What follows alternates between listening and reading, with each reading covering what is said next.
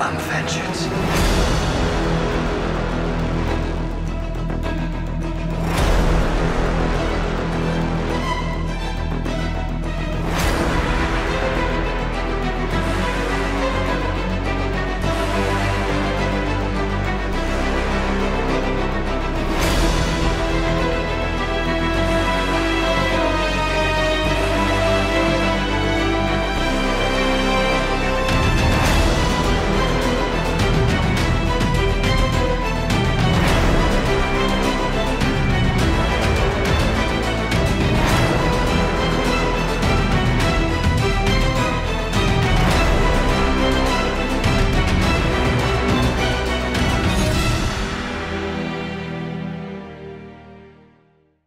Le multivers de DC Comics a connu 3 grandes périodes.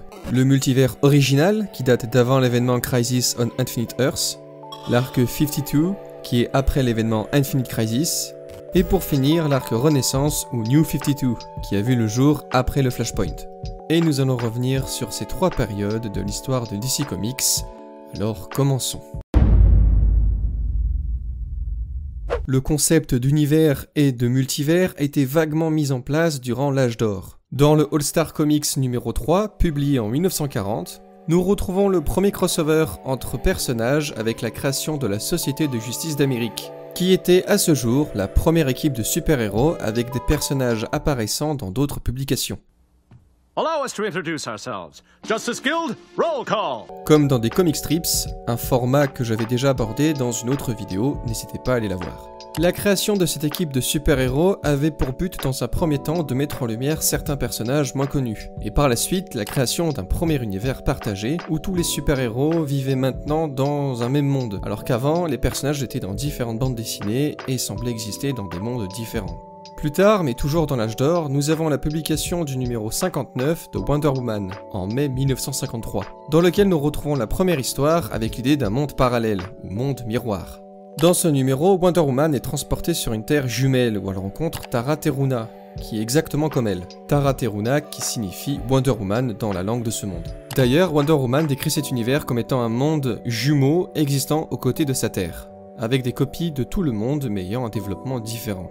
Et ce concept de terre parallèle sera repris de nouveau dans les différentes publications de Wonder Woman. Mais la création d'un vrai multivers a été mise en place durant l'âge d'argent. Dans un premier temps, les super-héros de DC Comics ont connu un petit reboot, dirigé par Julius Schwartz et le scénariste Gardner Fox. Dans le Showcase numéro 4, publié en 1956, on voit une nouvelle version de Flash avec Barry Allen. Cette nouvelle version a eu du succès, ce qui engendra des nouvelles versions pour les autres super-héros, qui garderont les noms et les pouvoirs, mais avec une autre identité secrète, comme la nouvelle version de Flash. Plus tard, on retrouvera des nouvelles versions de Superman, Batman et Wonder Woman, avec des origines modifiées. C'est alors que Gardner Fox, qui avait travaillé auparavant sur la création de la Société de Justice d'Amérique, décide de créer l'histoire Flash on Two Worlds, dans le Flash numéro 123. Dans cette histoire, Barry Allen, donc le nouveau Flash, est transporté sur la Terre du Flash original, Jay Garrick. Pour lui, le monde de Jay Garrick était une œuvre de fiction. Cette histoire présenta non seulement la rencontre de deux mondes et l'existence du multivers pour la première fois, mais elle présenta également les éléments clés du multivers. On apprend que tous les univers vibrent à une fréquence spécifique, qui les garde tous séparés avec des barrières.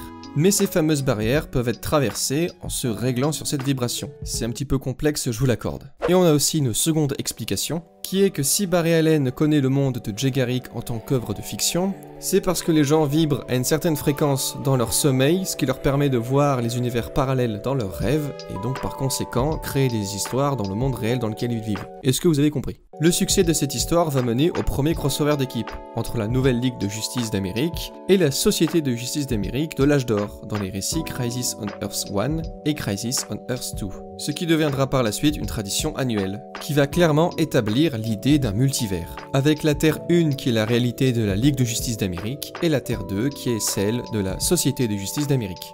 Grosso modo, la Terre 1 est l'univers principal, et la seconde est celle de l'âge d'or. Cette idée de terre parallèle avec des différences entre les lieux, personnages et événements historiques va devenir un ingrédient très important dans les publications. Ça va par exemple permettre d'expliquer les erreurs de continuité ou raconter à nouveau la même histoire mais dans un cadre différent. D'ailleurs, les défauts de la continuité entre la Terre 2 et plusieurs récits de l'âge d'or vont donner naissance à des terres séparées. Et même chose pour la Terre 1, où nous allons aussi retrouver des erreurs de continuité entre la Terre 1 du multivers actuel et des histoires qui datent d'avant le multivers.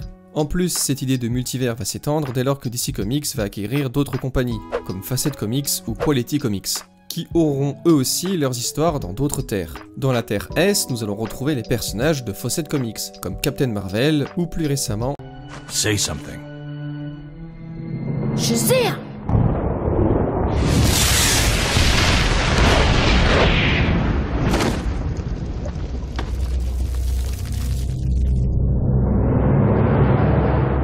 Tandis que dans la Terre X, ou Terre 10, nous allons retrouver les personnages de Quality Comics, comme Plastic Boy. Bien, maintenant, passons en revue les différentes terres du multivers original. Du coup, on va passer la Terre 1 et la Terre 2, puisque j'en ai parlé un petit peu avant. Et on va directement passer à la Terre 3. Dans cet univers, tout est opposé. Christophe Colomb était américain et a découvert l'Europe. Et le Royaume-Uni, lui, était une colonie américaine qui a déclaré son indépendance en 1774. Puisque tout fonctionne à l'opposé, le soleil se couche par conséquent à l'est et les continents sont inversés. How could you possibly know that? Your internal organs are reversed. Your heart is on the wrong side. Et toujours dans les faits historiques, l'acteur Abraham Lincoln a assassiné le président des États-Unis, John Wilkes Booth. Et dans cet univers, le crime et la guerre règnent au lieu de la justice et de la paix. Côté super-héros, là aussi tout change, puisqu'on n'a pas la Ligue des Justiciers, mais le Syndicat du Crime, avec Ultraman, Superwoman, Allman, Power Ring et Johnny Quick, qui sont eux les méchants.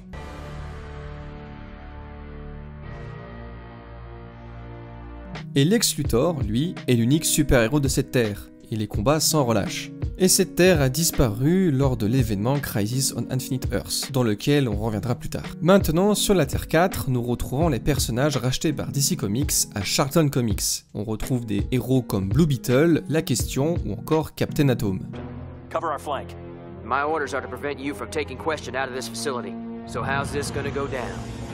La Terre 6 a été spécialement créée pour Crisis on Infinite Earths. L'histoire de cette terre diffère des autres par le fait que les États-Unis ont perdu leur guerre d'indépendance et qu'elle était gouvernée par une famille royale de super-héros, dont faisait partie Lady Quark. La Terre 96 se situe dans le futur, où Superman est sorti de sa retraite pour reformer la Ligue des Justiciers et lutter contre une génération de nouveaux super-héros qui est extrêmement violente. La Terre D, elle, est semblable à la Terre 1, mais les héros sont d'origine ethnique différente. Superman, qui n'est sur Terre que depuis 3 ans, est africain, ainsi que Supergirl, qui n'est pas sa cousine, mais sa femme. Flash est asiatique, et Green Arrow est amérindien. Je vais pas revenir sur la Terre S et la Terre X, puisque j'en ai déjà parlé un petit peu avant. Et on va directement passer à la dernière Terre, la Terre Prime. Cet univers est la clé de voûte de toutes les terres du multivers original. Cette terre a très peu de héros et les autres, comme Superman, sont considérés comme des héros de fiction. Cette terre abrite Superboy Prime et jouera un grand rôle dans la saga Multiversity. Mais là aussi, on va en reparler un petit peu plus tard dans la vidéo. Et cette première version du multivers a pris fin lors de l'événement Crisis on Infinite Earths. À l'approche du 50e anniversaire de DC Comics, différents événements majeurs ont été proposés pour sa célébration. Il y a d'abord eu une encyclopédie et un crossover des époques, personnages et mondes apparaissant dans les différentes publications. Dans le premier numéro de la série, nous avons une note en début qui explique les différents choix des scénaristes. Dans un premier temps, il était évident que les terres multiples allaient créer des problèmes de continuité. Et ensuite, ça allait tout simplement créer un univers chaotique, avec des événements pas faciles à expliquer et d'autres qui n'en auront jamais. C'est alors que Marv Wolfman prit ce crossover comme une opportunité de reformer tout l'univers fictif de DC Comics, et ainsi éviter les erreurs de continuité et mettre à jour les personnages à l'époque moderne. À la fin de cette série de comics, le multivers tout entier a été détruit, sauf 5 terres. La Terre 1 de l'âge d'argent, la Terre 2 de l'âge d'or, la Terre 4 de Charlton Comics, la Terre S de Fawcett Comics et la Terre X de Quality Comics. Et à la fin de cette série, les 5 terres ont fusionné pour n'en former qu'une seule.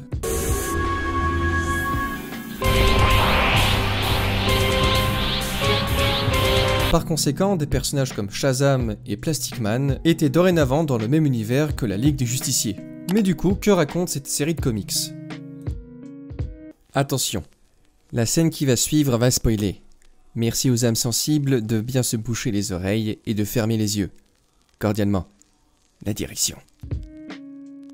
Tout commence sur la Terre 3 où une mystérieuse vague d'antimatière essaye de tout absorber. Et nous retrouvons le syndicat du crime qui essaye de lutter contre. Tout en étant observé par un mystérieux personnage qui se nomme Paria.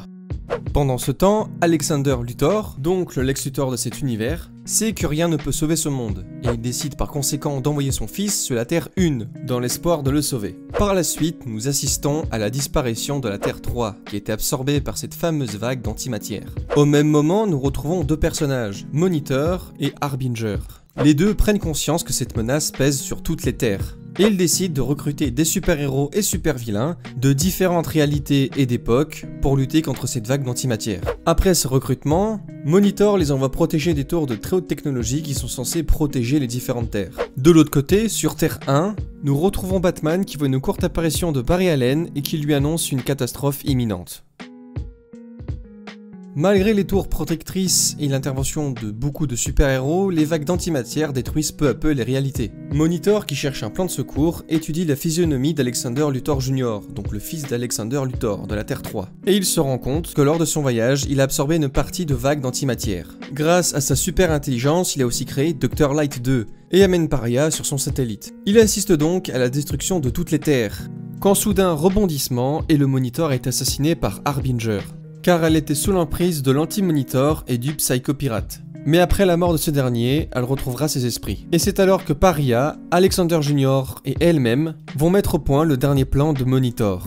Fusionner toutes les terres restantes pour former un unique univers. Nous allons retrouver un immense combat contre l'anti-Monitor dans le but de contrecarrer ses plans. Mais ça causera des morts. Comme par exemple Supergirl de la Terre 1 qui parviendra tout de même à le blesser. Ou encore Barry Allen qui se sacrifiera pour détruire une arme. Tout de suite, un message de l'homme d'acier. Oui, je sais. Il est vrai qu'on aurait dû faire une vidéo beaucoup plus longue. Mais vous savez, faire des vidéos longues, c'est long.